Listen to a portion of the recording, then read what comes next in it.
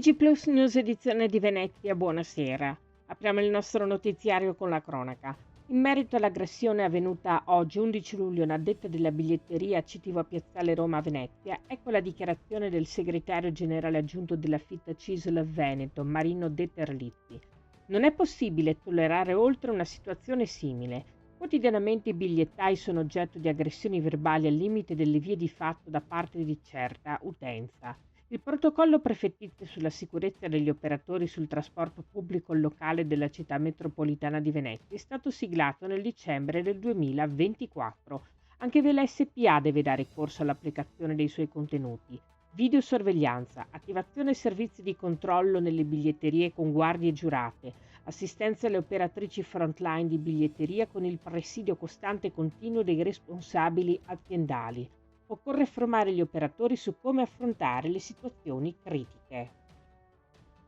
Ancora cronaca. Nella prima mattinata del 9 luglio i carabinieri di Jesolo hanno arrestato un 35enne straniero senza fissa dimora, presunto responsabile di detenzione ai fini di spaccio di sostanze stupefacenti. I militari, dopo aver notato l'uomo aggirarsi con fare sospetto in una piazza della località balneare in sella ad una bicicletta, lo hanno fermato e sottoposto a controllo di polizia.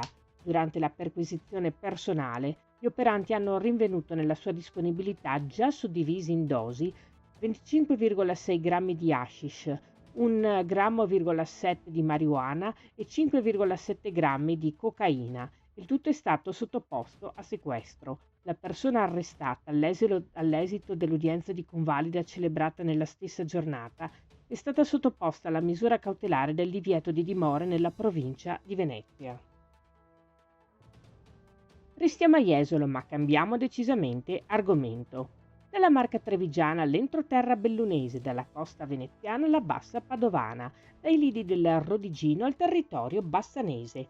A un giorno dalla 20ª edizione di Griglie Roventi, in programma il prossimo 12 luglio, cioè domani in Piazza Torino a Jesolo, ci sono i nomi dei 20 sindaci che si daranno battaglia nell'arena più calda d'Italia, cercando di preparare la grigliata migliore in 60 minuti di tempo. Già, perché proprio per festeggiare in grande stile i primi 20 anni di una manifestazione diventata ormai simbolo delle estati venete, gli organizzatori hanno pensato di alzare la posta in gioco servendo agli aficionados questa ghiotta novità. E dunque, oltre ai 200 aspiranti grillers canonici, quest'anno scenderanno in campo anche 10 coppie di primi cittadini, appartenenti a diverse aree geografiche, ma soprattutto a diversi schieramenti politici. I dettagli e i nomi appunto dei sindaci nel nostro sito notiziaplus.it. 4 giorni di musica, divertimento, street food, socialità, ricordo, solidarietà. Tutto questo e molto altro è il Ciani Live Aid. Il festival, ha spiegato il presidente di Ciani Forever, Roberto Pistolato, è nato con un duplice obiettivo. Da una parte quello di ricordare il batterista Gianluca Ciani Pistolato, prematuramente scomparso a soli 44 anni per un tumore nel 2019, e dall'altro di raccogliere fondi per l'associazione Avapo e per lo IOV, l'Istituto Oncologico Veneto, entrambi a servizio dei malati di cancro. Saranno inoltre presenti con altrettanti stand 6 associazioni amiche del Ciani Live, che potranno spiegare la loro attività e raccogliere ulteriori fondi.